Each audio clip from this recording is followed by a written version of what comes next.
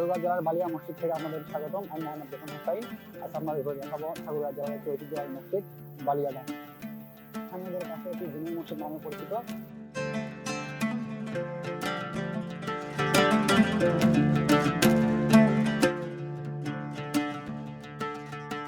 বেতনটা ট্রাভেল আর YouTube channel Facebook পেজে আপনাদের সবাইকে স্বাগতম। আমি মোহাম্মদ জেফন হোসাইন। আজ আপনাদের ঘুরে দেখাবো ঠাকুরগাঁও জেলার একটা ঐতিহ্যবাহী মসজিদ বালিয়া দাম। এটা স্থানীয়দের কাছে জিনের মসজিদ নামে পরিচিত। চলেন আমরা এই মসজিদটা ঘুরে দেখি এবং মসজিদের ইতিহাস সম্পর্কে জেনে আসি। যদিও এখন সকাল 10টার মতো বাজতেছে, মসজিদের ভেতরের পরিবেশটা হয়তো বা দেখানো যাবে না এবং মসজিদের মানুষজন কম। এখানে আরো যত সময় যাবে তত মানুষজনটা বেশি ঘুরতে আসবে, দেখতে আসবে।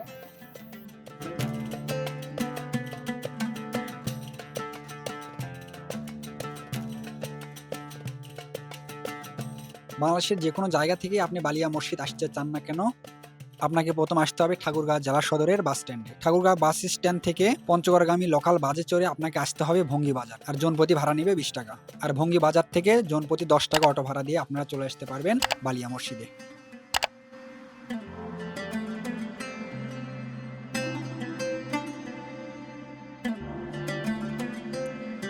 রাস্তা দিয়ে যেতে অনেক দূর থেকে চোখে পড়বে মসজিদটি। দূর থেকে দেখলে মনে হবে এটা কোনো এক রাজার রাজপ্রাসাদ, কিন্তু এটা আসলে অনেক সুন্দর একটা মসজিদ, যেটা ঠাকুরগাঁও জেলায় অবস্থিত। মসজিদটার ভেতরে এবং বাহিরে এত সুন্দরভাবে কারুকাজ করা, যা বাংলাদেশের খুব কম মসজিদেই রয়েছে। মসজিদটা ঠিক লক্ষ্য করে আপনি দেখলে মসজিদের আকার আকৃতি, মসজিদের গায়ে খোদাই করা নকশা, যা অনেক অংশে মিল খুঁজে পাবেন মুঘল স্থাপত্য শৈলীর সঙ্গে।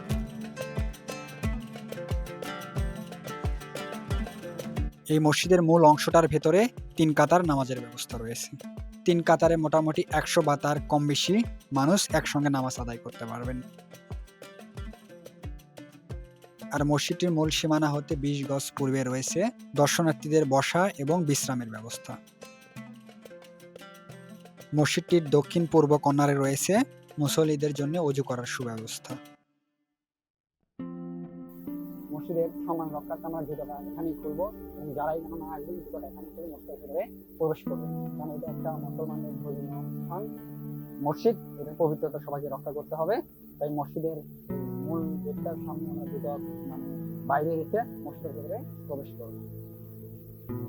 মসজিদের প্রথম গেট দিয়ে প্রবেশ করার পরে মসজিদের ভেতর পর্যন্ত বিছিয়ে দেওয়া আছে একটি সুন্দর গালিচা। মুসল্লিরা মসজিদে নামাজের জন্য মূল দরজার সামনে স্যান্ডেল বা জুতা খুলে এই গালিচার উপর দিয়ে মসজিদের মূল ভবনের ভেতরে প্রবেশ করে।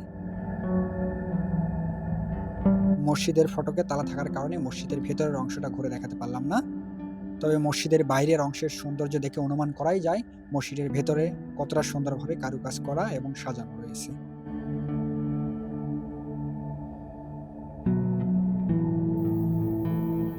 অনেক সুন্দরভাবে কারুকাজ করা আছে, যা অনেক সুন্দর।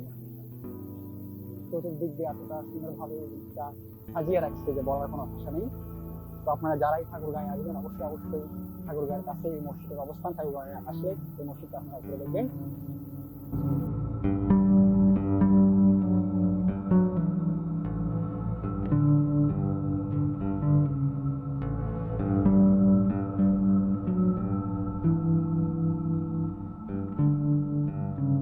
ঠাকুরগাঁও জেলার বিভিন্ন ঐতিহাসিক স্থাপনা ও প্রত্নতান্ত্রিক নিদর্শনগুলোর মধ্যে বালিয়া মসজিদ অন্যতম।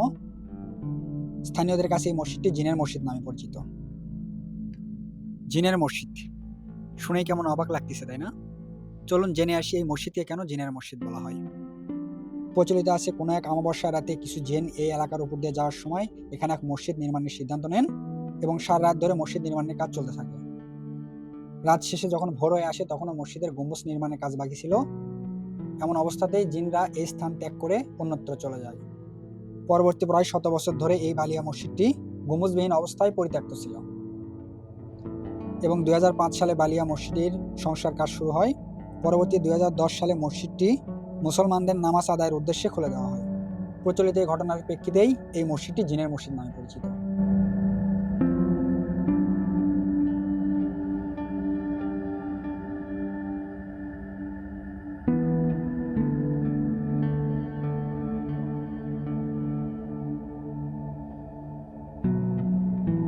বালিয়া মসজিদ বা জিনের মসজিদ নির্মাণের এই কাহিনীটি স্থানীয় লোকমুখে প্রচলিত একটি কাহিনী, তবে ইতিহাস বলে তার অন্য কথা। ইতিহাস হতে প্রাপ্ত তথ্য মতে বালিয়ার জমিদার কন্যা গুলমতি চৌধুরানীর স্বামী মেহের বক্স চৌধুরী বালিয়া মসজিদ নির্মাণ করেন। তবে বালিয়া মসজিদ নির্মাণকাল সম্পর্কে সঠিক কোনো তথ্য পাওয়া যায়নি।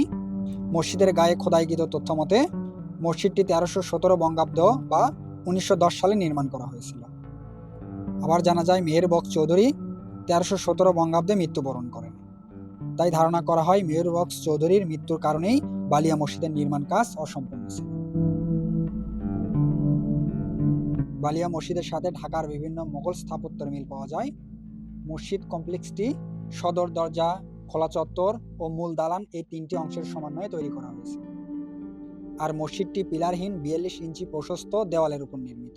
মসজিদটির পূর্ব পশ্চিমে 62 ফুট 6 ইঞ্চি এবং উত্তর দক্ষিণে 69 ফুট 2 ইঞ্চি দীর্ঘ আয়তাকার মসজিদটি সমতল ভূমি হতে প্রায় 5 ফুট 3 ইঞ্চি উচ্চতার একটি প্ল্যাটফর্মের উপর দাঁড়িয়ে রয়েছে।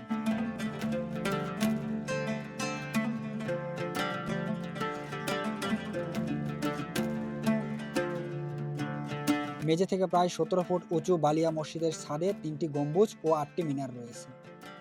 চুন সুরকি, হাতে পোড়ানো ইট এবং টাইলস দ্বারা নির্মিত মসজিদের দেওয়ালে লাল ইট কেটে পদ্ম, কলস, ঘণ্টা, আমলকি এবং ডিশ বাটি আকৃতির বিভিন্ন নকশা ফুটিয়ে তোলা হয়েছে।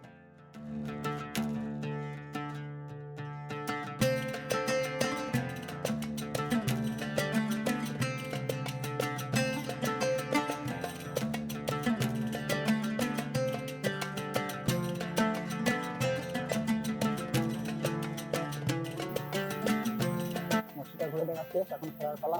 আপনারা সবাই মসজিদে আসবেন, মসজিদটা ঘুরে দেখবেন এবং যদি সময় হয় মসজিদে নমস্কার করবেন। মসজিদ আসলেই মানে বাংলাদেশের যে সকল প্রত্নতান্ত্রিক নিদর্শন রয়েছে তার মধ্যে এই মসজিদটা অন্যতম। তো ঠাকুরগাঁও জেলা আসলে অবশ্যই মসজিদটা ঘুরে যেতে পারেন। মসজিদের সৌন্দর্য আপনাকে বিমোহিত করবে।